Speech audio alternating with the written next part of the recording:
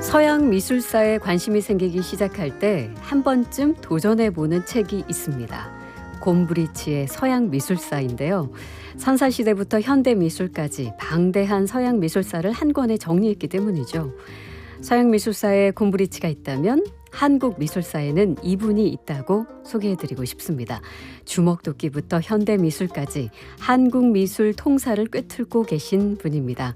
신간 조선회화의 새로운 마스터피스로 돌아온 명지대학교 미술사학과 이태호 석좌 교수님과 함께하겠습니다. 어서 오십시오. 안녕하세요. 반갑습니다. 저의 소개가 마음에 드셨습니까? 아니요, 좀 과분. 마로니에 북스에서 2019년에 네. 이야기 한국미술사라는 책을 낼 때 그 편집부에서 그렇게 코멘트를 한 것 같아요. 너무 좋습니다. 네, 오늘 아마 이 시간을 기다리셨던 분들도 뭐 날씨도 좋고 우리 또 한국 미술사의 숨겨진 이야기를 또 함께 듣게 되실 거라서 기대하고 계실 것 같습니다. 교수님께서는 지난 40여 년간 이 미술사 연구하시고 교육에도 힘써 오시고 또 특히 한국 미술사 연구에 아주 큰 역할을 해오셨는데 찾아보니까 대학에서는 회화를 전공하셨고 네, 그중에서도 서양화 전공하셨더라고요. 네. 그런데 어떻게 이렇게 한국 미술 쪽으로 넘어오게 되셨을까요? 그 서양 미술사를 하면서도 예. 우리 미술, 우리 전통 그 미술들이 가진 어떤 아름다움 뭐 이런 데 매료됐다고 할까요? 네. 그런 계기에 이제 미술사학과 대학원을 진학하면서 또 국립중앙박물관 학예연구사로 이렇게 네. 취직이 되면서 예. 한국 미술사 공부하게 됐죠. 예. 그래서 이런 점이 좀 궁금해지는데 어쨌든 서양화를 잘 아는 역시 공부를 하셨으니까 그런 눈으로 본 우리 그림의 매력이 있다면 예를 들면 서양화와 또 한국화의 그 차이가 있기 때문에 더 눈에 잘 띌 것 같거든요. 그 선명하게 좀 알아본 지점이 있으실까요? 어떤 점이 역시 우리 작품이다. 저는 그 미술사를 처음 시작할 때 예. 이제 서양화에 대한 식견이 높은 건 아니죠. 이제 뭐 학생으로서 학생 신분으로 그림 공부를 했으니까 그런 상태에서 한국화 내지 한국의 전통 미술을 볼 때 저는 한국의 전통 미술은 좀 독특한 것, 네. 뭐 이렇게 본 경향이 많잖아요. 네. 저는 그렇게 보지 않고 서양 미술이나 한국 미술이나 차이 없다. 저는 그 석사 논문을 고구려 고분벽화를 썼는데 네. 그때 고구려 고분벽화를 보면서 그 서양 회화가 가진 그런 어떤 표현주의적인 요소라든지 어떤 뭐 에너지가 넘치는 이런 활기찬 표현력들 이런 거 보면 그게 한국 미술은 한국 미술의 어떤 독자성보다 서양 미술이나 한국 미술이나 그 인간이 예술의 행위를 한 결과의 결과물로서 되게 뭐 비슷하다. 그래서 차이 없다라는 것을 전제로 저는 시작을 했습니다. 오히려 그래서 서양화를 읽는 방식으로 동양화도 읽고 수묵화도 읽고 그다음에 이제 도자기도 보고 뭐 탑도 보고 이런 걸 보면 예를 들어 뭐 서양에 흔히 얘기해서 뭐 파르테논 신전이다 뭐 이런 그 물건 이런 건축물이 가진 황금 비율 이런 황금 비율의 그 수치가 그대로 우리 뭐 정림사탑이라든지 석굴암이라든지 이런 데 적용이 된다. 이런 걸 보면 인간의 눈은 같고 인간이 만든 위대한 예술이라고 하는 것을 같이 생각하자. 우문현답이셨던 것 같습니다. 그러니까 예술을 대할 때 그리고 인간이 본능적으로 예술을 표현하는 방식은 서양과 동양이 다르지 않고 오히려 제가 이제 그런 선입견과 편견을 가지고 있지 않았나라는 이제 교수님 답변을 들으면서 그런 생각이 듭니다. 그동안에 교수님 저술 활동도 굉장히 꾸준히 해오셨어요. 말씀하셨던 고구려 고분벽화를 직접 촬영한 사진을 엮어서 출간하기도 하셨고 또 조선시대 미술사, 반고 같은 서양 작가를 다룬 책도 있는 있는데 굉장히 폭이 넓습니다. 근데 지난 2월에 신간이 나왔습니다. 조선회화의 새로운 마스터피스라는 제목의 책인데 예. 이 책 소개 좀 해주실까요? 그동안 한 20년 정도 저는 이제 그 전남대 교수를 한 21년 하다가 이제 네. 명지대로 옮겨서 지금 교수 생활을 한 14년 했고 20년 됐거든요. 예. 그러니까 서울로 올라와서 새롭게 만난 한국 회화사의 자료들 이런 것을 그동안 틈틈이 이렇게 여기저기 잡지나 논문집에 소개했던 거 이런 거를 묶어냈죠. 네. 특히 최근에 와서 이렇게 새롭게 발견된 자료들. 그 미술사적으로 전혀 생각하지 못했던 그런 작품들이 제 앞에 와서 네. 어떻게 보면 행운이기도 했고 네. 그래서 그런 글들을 썼고 이제 그걸 이번 책으로 묶어냈죠. 방금 그 표현 너무 좋네요. 제 앞에 와서 예 새롭게 발견된 어떤 작품들이 제 앞에 와서 이런 글을 쓸 수 있고 또 그걸 또 대중에게도 이렇게 소개할 수 있어서 좀 행복했다는 말씀이 참 좋은데요.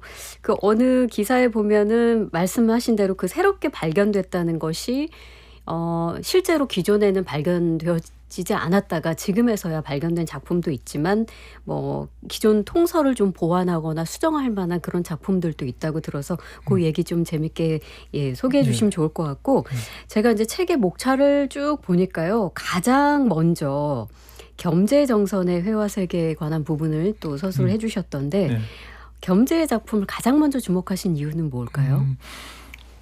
이 연강임술첩이라고 하는 1742년 10월에 경기도 관찰사하고 연천 현감하고 겸재정선하고 셋이서 저기 상령 우화정이라는 데서 만나서 뱃놀이를 해요. 그건 이제 소동파가 그 적벽부 노래를 불렀던 그런 고사를 빗대서 자기들도 해본 거죠. 그때 이제 경기관찰사 얘기는 소동파는 약간 우울했을 때 유배 중에 겪었던 일이고 우리는 지금 관료 생활을 하면서 풍족하게 즐겁게 주민들이 나와서 횃불도 들고 나오고 막 그러거든요. 그러니까 그런 내용을 썼는데 그것이 한 벌이 알려져 있었어요. 근데 이번에 새롭게 한 벌이 더 나온 거죠. 이게 그러니까 총 3벌이었던 건가요? 함께 갔었던 3명. 세 사람이 하나씩 나눠가는 형태로 겸재가 3벌을 그린 거예요. 근데 이제 한 벌이 있었고 이게 이제 두 번째 게 나왔는데 이건 누가 소장했던 작품인가요? 개인이 가지고 있었는데요. 가지고 있었는데 이게 처음 이제 세상에 나왔을 때 사람들이 다 의심했어요. 이게 똑같은 게 이렇게 나올 수 있나? 그래서 제가 이제 검토하는 과정에서 이거 틀림없다. 그런 판단 아래 동산방이라는 화랑에서 이제 기획 전시를 하면서 소개하게 됐죠. 그래서 저는 우리가 겸재정선 그러면 인왕지색도 금강전도 박연폭도 이렇게 3대 명작을 꼽는데 저는 이 연강임술첩을 그 직전에 그린 60대 후반에 그린 4대 명작 그런가요? 꼽을 만큼 대표 작품이기도 합니다. 이게 한번 살펴보실 수 있는 분들이 계시면 연강임술첩 이 작품을 좀 보시면 좋겠는데 이 연강이라는 게 지금으로 본다면 그 연천 지난 임진강을 말하는 건가 봐요. 굉장히 위용이라고 할까요? 그 굉장히 어떤 무게감 같은 것이 느껴지고 먹이 좀 강하고 그 흑백 대비가 아주 선명하고 굉장히 멋있다. 그런 느낌이 들고 이 3벌을 제작했다는 것은 이 3벌 모두 조금씩은 좀 다르겠죠? 네, 다르죠. 그래서 사실은 이것이 그 겸재의 작품이냐 아니냐의 논란도 좀 있었겠습니다. 처음에는 아니지 않느냐는 분위기였는데 이제 제가 그걸 반전시켰다고 할까요? 기획전에 출품해서 세상 대중에게 알리는 그런 역할을 했죠. 나머지 한 벌은 이제 앞으로 나올지도 또 모르겠습니다. 역시 그 작품도 나오게 되면 우리 교수님이 또 소개해 주신다면 너무나 또 좋을 것 같습니다. 자, 그리고 책에서 또 소개한 작품 중에 하나가 송도기행첩인데요. 표암 강세왕의 그림으로 알려져 있는 작품인데 일단 그림은 어떤 그림인가요? 이 그림 좀 머리 아픈데요. 머리 아파요? 왜요? 그 송도 개성 지방의 명승을 이렇게 스케치 여행을 해서 그림을 그린 화첩이에요. 네네. 그 화첩인데 그동안 이제 강세왕의 그림으로 이렇게 알려져 있고, 특히 영통동구나 박영폭도나 이런 거 보면 이제 우리 조선 후기 회화사에서 서양 화법을 도입해서 그린 첫 그림 이렇게 교과서에 소개돼 있고 한 유명한 그림인데 이거를 몇 년 전에 그 경운초당이라는 데서 이제 한문학자, 미술사학자 이렇게 섞여서 옛날 그림에 있는 글씨들, 시나 이렇게 발문들을 이렇게 함께 읽는 그런 모임을 꾸준히 해왔는데 그때 이 화첩을 함께 읽었어요. 근데 저도 이제 무심하게 지나갔지 강세왕이 아니라는 생각을 안 하고 그렇죠. 그러니까 그러고 화첩을 전부 검토를 해보니까 강세왕이 그렸다는 증거가 없는 거예요. 증거가 없다고요? 강세왕이 그렸다라는 우선 관지가 없어요. 그런데 어떻게 강세왕의 작품으로 이제까지 알려졌어요? 그 이 화첩 중에 강세왕의 글씨, 시를 쓴 글씨가 한 첩이 있어요. 그래서 이제 그걸 가지고 1970년에 우리 국립중앙박물관장님 하셨던 고 최순호 관장님께서 이걸 이제 강세왕 그림으로 글을 쓰셨어요. 그 뒤로 이제 후학들이 박사 논문도 여러 개 나왔고 석사 논문도 여러 편이 나왔는데 꼼꼼히 검토 안 하고 그냥 그 말을 다 믿었던 거죠. 송도기행첩은 강세왕의 작품인 것으로. 그래서 이제 이거는 제가 보니까 강세왕 그림하고 엄밀하게 또 필치로 그림 필치도 좀 다르고 그래서 이거는 개성부에 있었던 화원이 아마 스케치 여행을 해서 그린 거다 이런 생각을 해봤죠.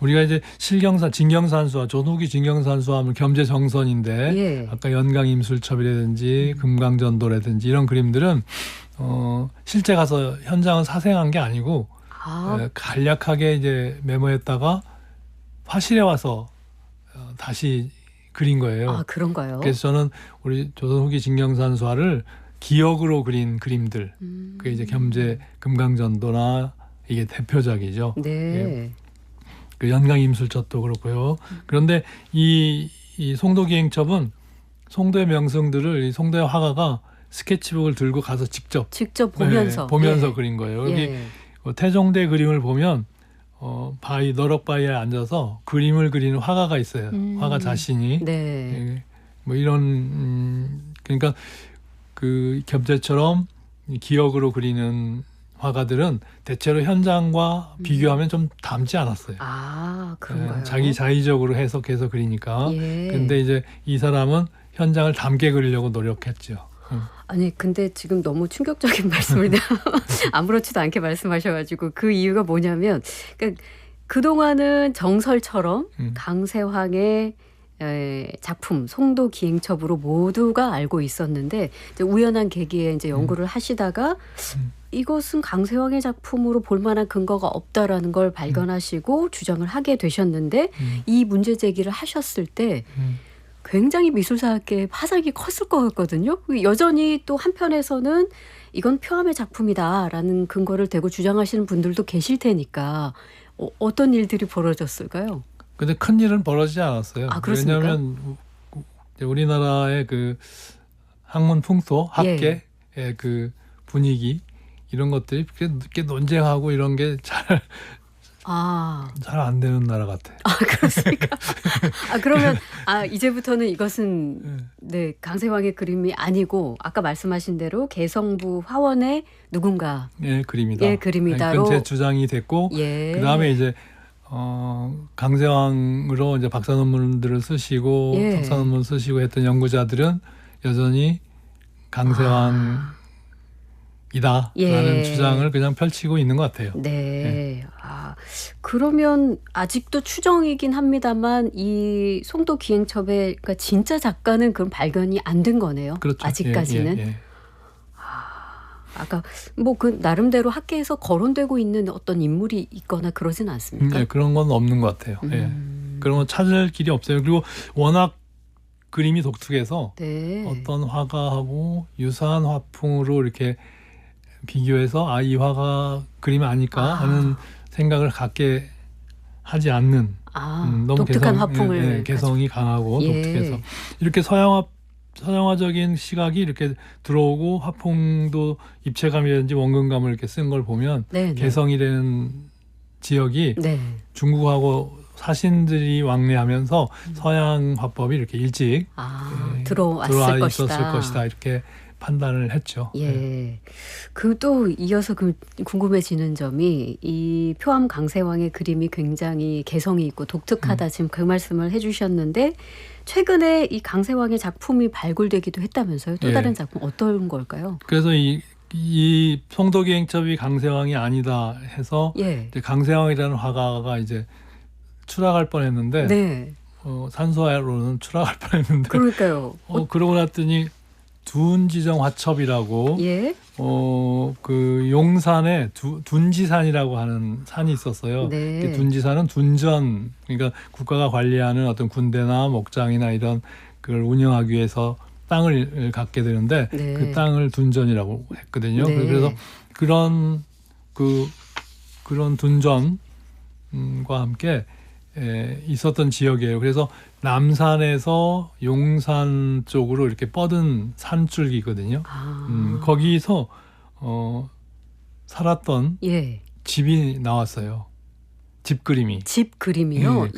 강세왕은 그 둔지라고 하는 것을 둔지정, 그러니까 둔전의 둔지를 두는 그 구름이 머무는 곳이라는 문학적인 의미로 자기 집 이름을 바꿔서 집을 그렸어요. 그래서 그 위치가 지금 국립중앙박물관, 한글박물관 그 근처였을 거라고 이렇게 추정을 해서 이번에 이제 국립중앙박물관 이 전망대 그 큰 건물 두 채 가운데 사이 구멍 뚫린 곳에 거기 올라가면 거기서 이제 남산과 북한산, 인왕산이 쫙 보이는데 거기다가 여기 강세왕이 살던 곳이라고 하는 그런 표시판을 세웠어요. 그게 이제 둔지정 화첩 중에 강세왕이 자기 집 언덕에서 바라본 남산과 북한산 풍경이 딱 일치가 되거든요. 그 바로 그곳에 이 둔지정 화첩을 딱 걸어뒀다면 정말 또 색다른 그런 감상을 하실 수도 있겠네요.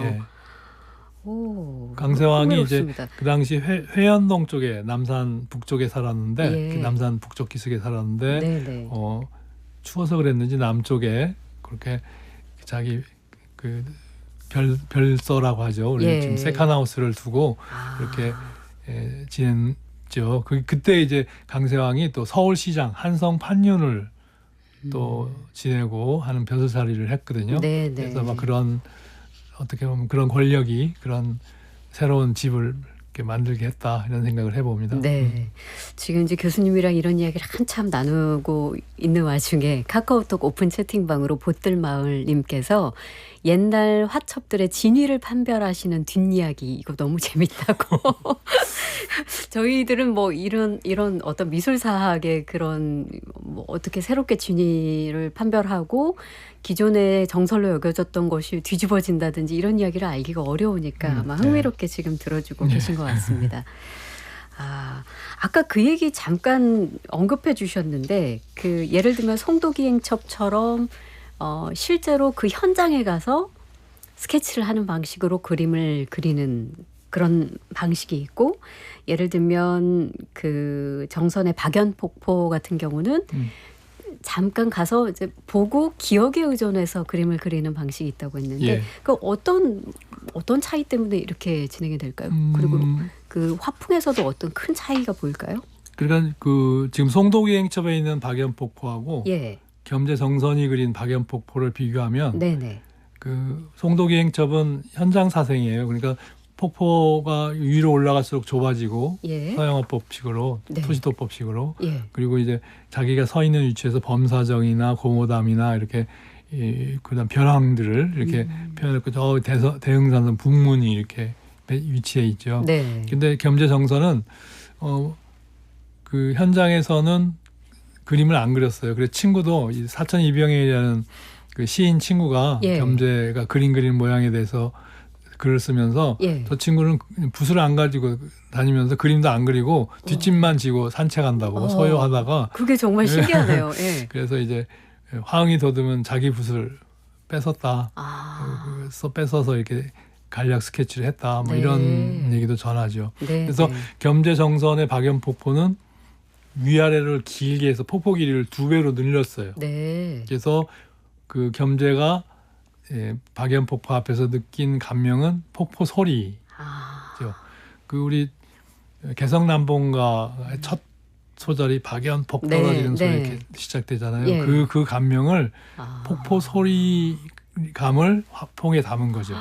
그래서 그러니까 오감으로 느낀 이후에 그냥 기억과 상상으로 더 그림을 담은 거네요. 그래서 이제 겸재진경산수화를 더 이제 위대하게 보는 거죠. 그래서 저는 그 강의하다가도 겸재 박연폭포를 보여주고 혹시 폭포 소리가 들리는 사람 손 들어보라고 해서 간혹 있어요. 그런가요? 손 드신 분들은 하산하셔도 되겠죠. 실제로 교수님께서도 이 작품을 보셨을 때 소리가 들리던가요? 폭포의 소리가? 저는 이 개인 소장이거든요. 그 거실에서 그분 거실에서 이제 이 그림을 처음 포장을 내리고 그림을 보는데 제가 넘어졌어요, 뒤로. 어디선가? 막 압력이 소리의 압력이. 그래서 그 소장하시는 컬렉터분하고 친하게 됐고 그분이 그림을 몸으로 보는 사람 처음 봤다고. 그래서 느껴보고 싶네요, 정말. 그런 차이가 있네요. 그러니까 얼핏 그냥 이게 미술을 잘 알지 못하는 사람들은 당연히 그림은 현장에 가서 실사로 스케치를 한 것이 그것이 제대로지라고 아주 단순화시켜서 생각할 수 있지만 사실 예술이라는 것은 아까 말씀드린 대로 오감이 느낀 그것 그대로 나오기 때문에 이 겸재정선의 박연폭도의 그 위험, 그것이 눈으로 본 대로의 그 사실성도 중요하지만 느낌대로의 사실성도 중요한 거죠. 그래서 저는 그 평면에다가 소리의 리얼리티를 구현한 그림 이렇게 얘기합니다. 금강전도도 되게 비슷하고요. 자, 아주 흥미진진한데요. 소나무님께서도 이 겸재 박연폭포 그림 이야기 정말 재밌다고 해주셨습니다. 자, 음악을 한 곡 듣고 이야기를 더 이어가겠습니다. 정권진의 단가 진국명산. 진국명산 만장보잉이요 청천삭출 근무용과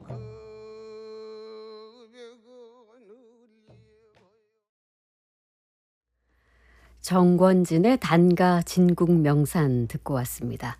국악방송 박혜진의 문화시대 초대석 조선회화의 새로운 마스터피스의 저자 명지대학교 미술사학과 이태호 석좌 교수님과 함께하고 있습니다. 지금 유튜브에서 박혜진의 문화시대를 검색하시면 보이는 라디오 시청도 가능합니다. 자, 아주 흥미롭게 겸재정선과 또 송도기행처 강세왕의 작품이 아니다라는 이야기까지 진행을 해봤고요. 이번에는 단원 김홍도의 그림 이야기를 좀 해볼까 하는데 새로 발견된 작품이 있나 봐요? 김홍도가 이제 어진화사, 그러니까 영조, 정조의 그 어진 초상화를 임금의 초상화를 그릴 때 이제 동참화사라고 하는 그 임금의 초상화를 그릴 때 주관화사가 이제 얼굴 앞면을 그리고 그 다음에 이제 동참화사가 몸을 그리죠. 그러니까 옷을 그린 셈이죠. 그래서 이 어진화사로 쭉 활동을 했는데요. 그 정조 초에 어진 화사를 한 뒤로 이 안기 찰방에 나가요. 안기는 지금 안동에 있는 경상도의 큰 역이고 거기 찰방은 지금으로 하면 이제 우체국하고 역하고 이렇게 복합돼 있는 공간이라고 보시면 되죠. 그러니까 관직에 올랐었던 거네요. 종육품 벼슬까지 올라갔죠. 그래서 어진을 그리게 되면 그 공으로 이렇게 그 관직을 주기도 했어요. 조선시대. 그렇군요. 그래서 그 안기찰방 시절에 거기 그 근처에 사셨던 풍암당이라고 하는 그 스님의 그 네. 진영을 그려주기도 하고 또 그 임청각이라고 하는 예. 그 집안의 화첩을 그려주기도 했고요. 그러면서 이제 폭넓게 그 지역 사람들하고 이렇게 네. 만났던 것 같아요. 네. 그러니까 아직 세상에 공개된 적이 없는 작품 중에 풍암당 진영. 이게 방금 말씀 주신 이제 단원 김홍도가 안기찰방 시절에 그렸던 승려 초상화인 거네요.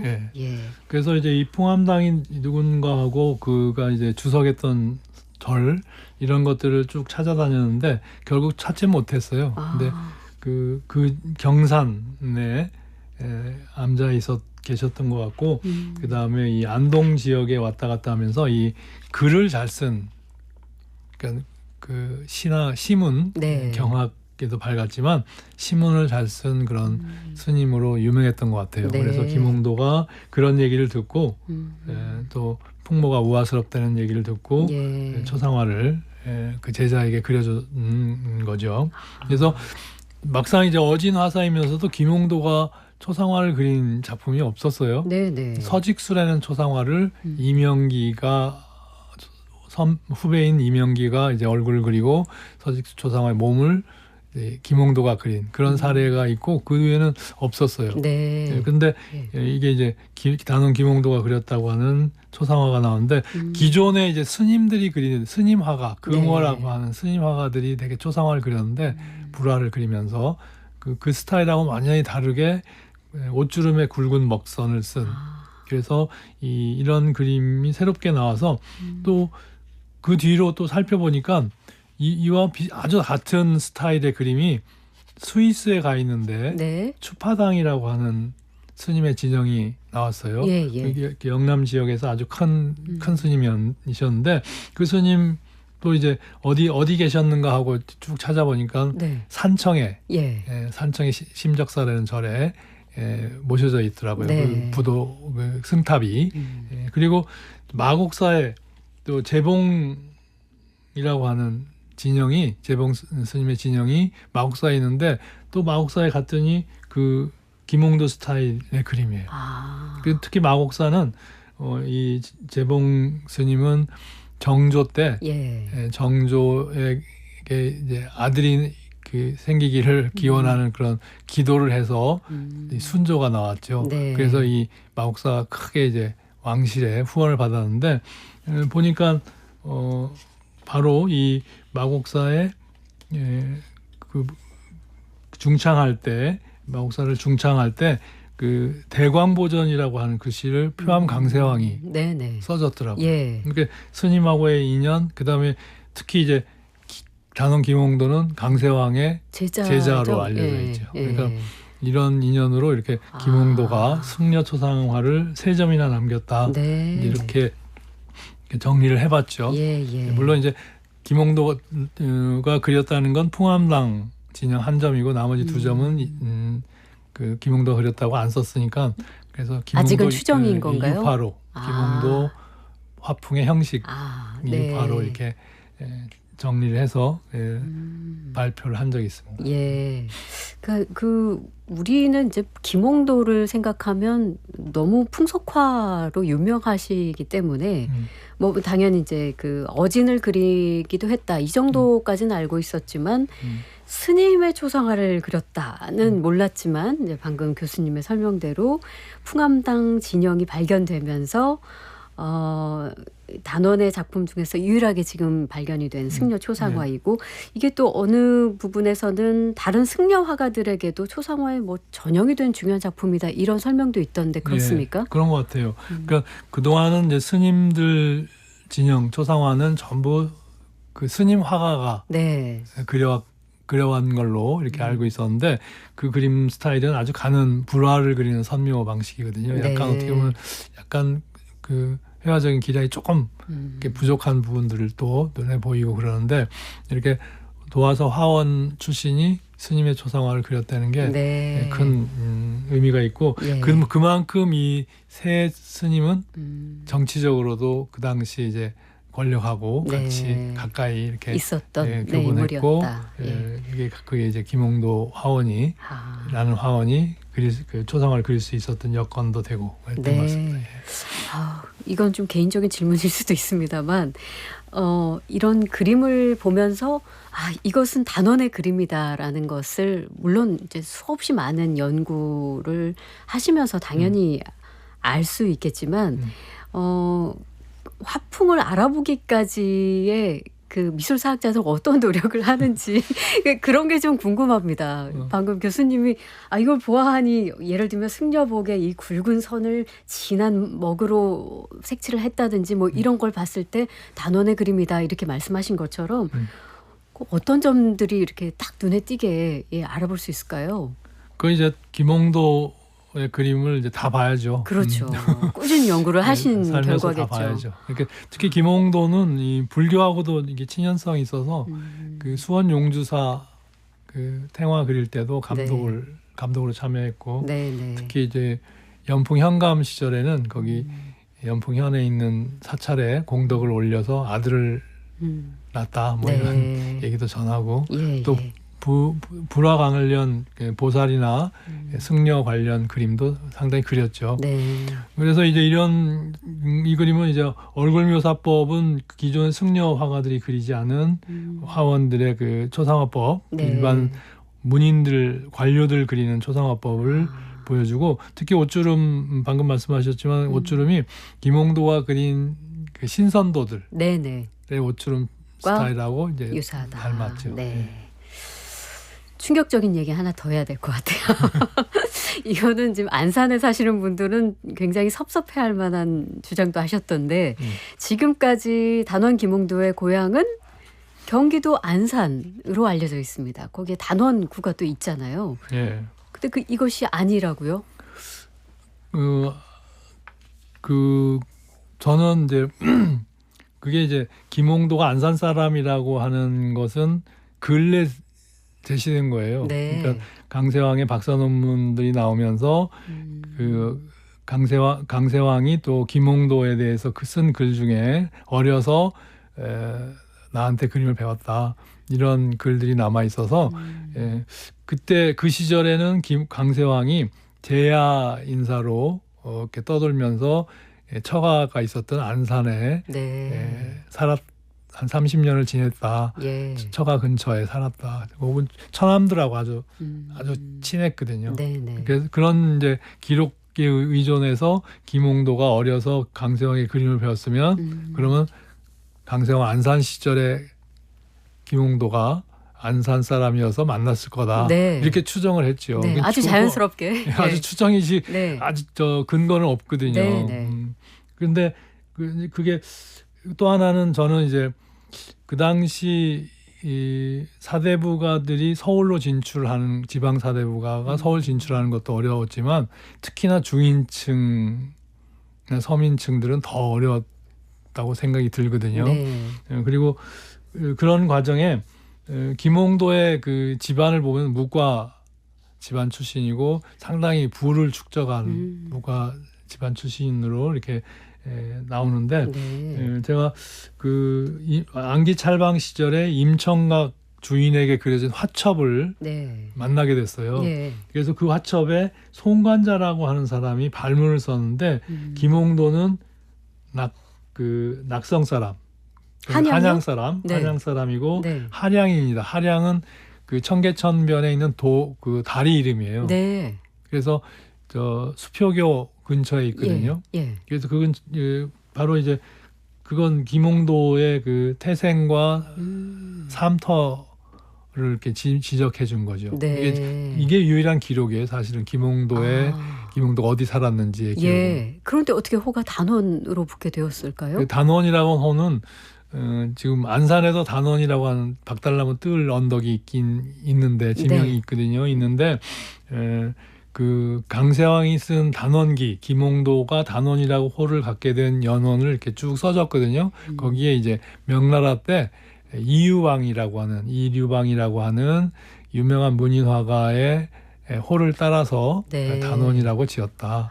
이렇게 밝혀졌어요. 밝혀졌습니까? 그러니까 강세왕이 만약에 안산의 단원의 의미에서 김홍도가 거기서 태어나서 단원이라는 호를 했다 네. 하면 그렇게 썼을 거예요. 그렇죠. 왜냐하면 안산 살았으니까. 예.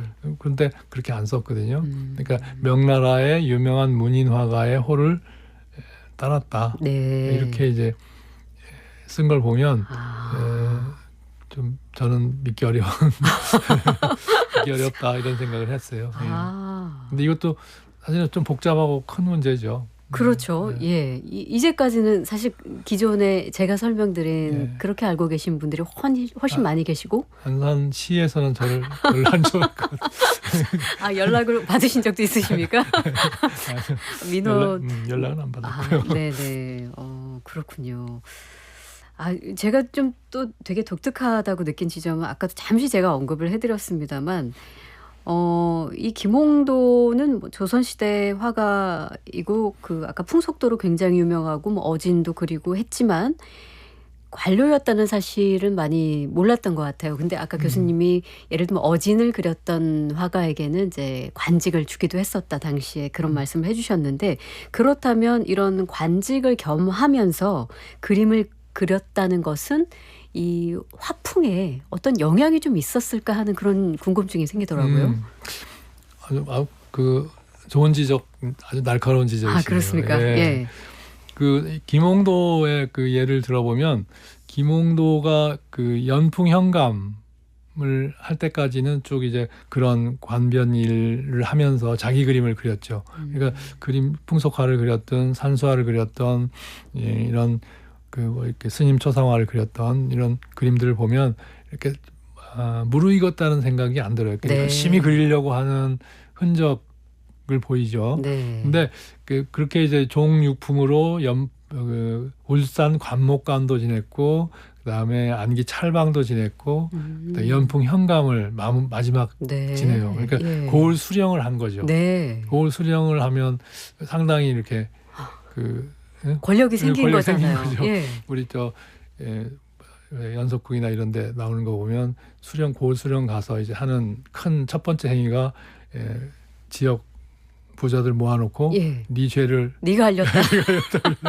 네, 네. 이제 그런 수령을 하면서 네. 자신도 시서화를 잘했어요, 김홍도가. 예. 그러니까 일반 사대부들, 과거 급제에서 오는 사대부 관료들 못지않게 나도 그런 문화의식이 있다, 네. 이런 생각을 했을 것 같아요. 네, 네. 그러면서 연풍 현감을 지낸 뒤로 그림들을 보면 그렇게 문인의 격을 담은 그림, 네. 그리고 정말 자기 심성을 잘 녹여낸 그림들을 산수하든 인물하든 그리게 되는 것 같아요. 네. 그러니까 그 이전에 아주 뻑뻑했던, 어떻게 보면 좀 힘차지만 뻑뻑했던 데서 확 풀리는 그런 매력적인 그림을 그리는 화가가 되죠. 근데 또 역으로 생각해 보면 배가 고플 때 소위 헝그리 시절에 더 아름다운 그림이, 그러니까 진솔한 그림이 나온다라는 뭐 편견과 선입견이 또 있을 수 있고, 뭔가 권력과 또 풍요와 여유가 있을 때는 뭐 당연히 그런 마음이 예술로서 승화될 수도 있지만 소위 뭐랄까요, 그 진정성이 맞습니다. 좀 떨어지나 뭐 이런 의심도 할 수 있을 것 같은데, 그런 측면에서의 변화는 없습니까? 그런 점 있죠. 그러니까 가난하지는 않았을 텐데 어쨌든 30대 40대 열심히 일할 때 김홍도의 모습하고 좀 달라지는데, 우리 한국 미사를 전체를 통틀어서 그림을 제일 잘 그리는 화가 하나를 꼽아라 그러면 이제 김홍도가 최고의 실력자예요. 네. 정말 묘사 기량이 뛰어난 그런 화가죠. 근데 그러니까 나도 이제 사대부적인 감각을 익혔고 그런 감성의 새로운 그림을 그린다. 그러면 풍속화를 그려도 좀 관념화되는 그런 양상을 보이죠. 그죠? 네. 무르익긴 했지만 관념화되는 그런 양상을 보여서 그게 이제 그런 아쉬움은 있죠.